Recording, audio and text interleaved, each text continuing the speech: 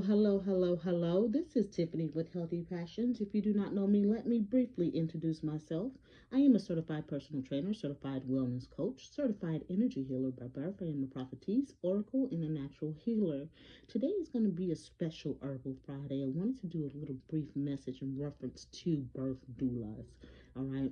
There's a lot of different doulas out there now. It's becoming more popular again, which in a way it's a good thing, but to the daughters of Zion, to the children of the Most High, I wanted to kind of put a warning out for you guys when it comes to finding a doula or a midwife, right? So I wanted to give you a brief difference of the two.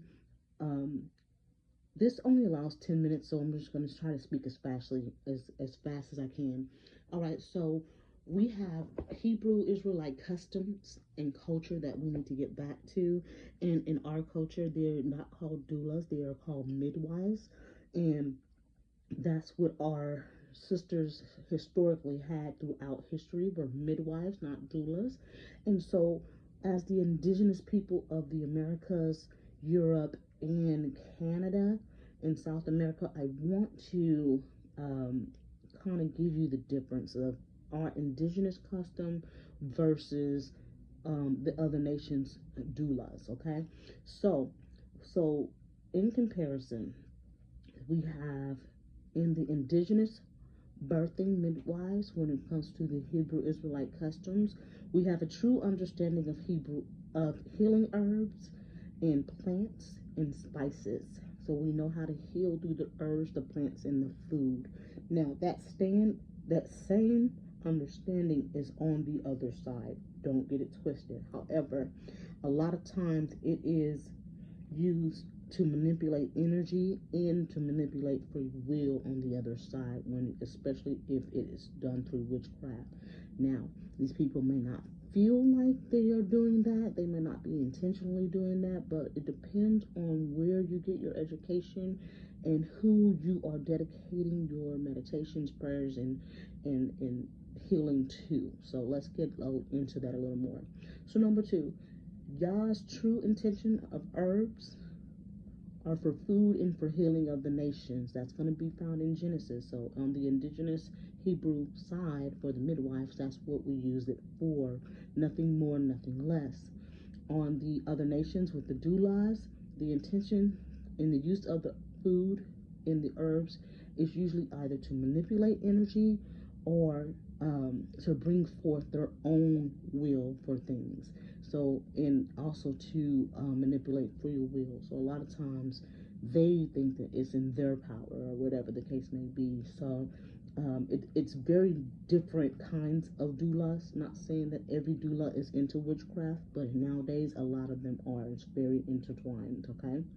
So, number three, the prayer, the laying of hands, meditation, and dedication of the child and the mother on the indigenous Hebrew Israelite side will be all dedicated to the Most High Yah, the Father, right? And we dedicate all of our prayers to Him, and that is it, none other than that, right? So on the other side, the prayers, the laying of hands, the meditation, and the dedication of the child and the mother are to either false gods, demons, or devils, depending on where their background is. A lot of times it's not dedicated to source, or what people call source, or the Most High, right? It's dedicated to lower deities that portray and masquerade themselves as God and goddesses, right?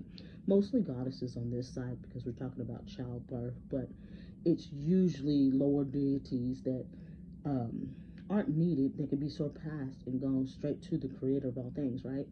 All right, so number four, on the Hebrew Israelite side, for the indigenous tribes, the 12 tribes of Israel, there were no water births. We didn't do water births. That is something that is strictly on the pagan side for doulas, because, like I said, they dedicate the child and the mother to lower deities. So water births are deeply encouraged on that side. I don't suggest any of our sisters do a water birth, and it's for many reasons, but I can give you a few.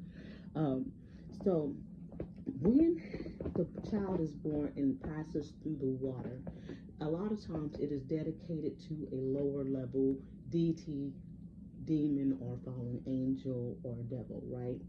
And in their culture, they believe in that as a religion sometimes, so they may not feel like it's an evil deity, but it's definitely not of the Most High Yah. So it's anything other than that would be a false god unto us, right? We are supposed to be holy and set apart, and that means that we cannot dedicate our children and the mothers of our children to lower level deities, right? So examples of these are, I don't know if I'm going to say this right, I'm going to try my best, is Elithia, Eile, as in Eric, I, T as in Tom, Hya. That's a Greek goddess. Then Chalchiqua, I think I'm going to spell it, Chalchiuhtlicue.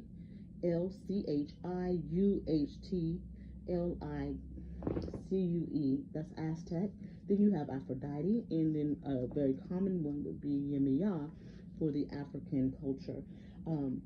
These are lower level deities and goddesses that are used in pagan practices, what we would call pagan practices, lower level deities that they're dedicating that child to. And if you want to go further back, way before the flood, it would be an ancient deity that is portrayed as a hippopotamus, and that goddess's name is, I want to say Teret or whatever, but I'm going to spell it T as in Tom, Aweret as in Tom, right? And this one is the one that is probably most ancient, far back as I can remember, just off the top of my head. But that is an Egyptian goddess that was used for that. Now, when that baby is born, it goes through the canal and it goes through the water, you are unknowingly or knowingly signing a spiritual contract to dedicate that child to that deity, right?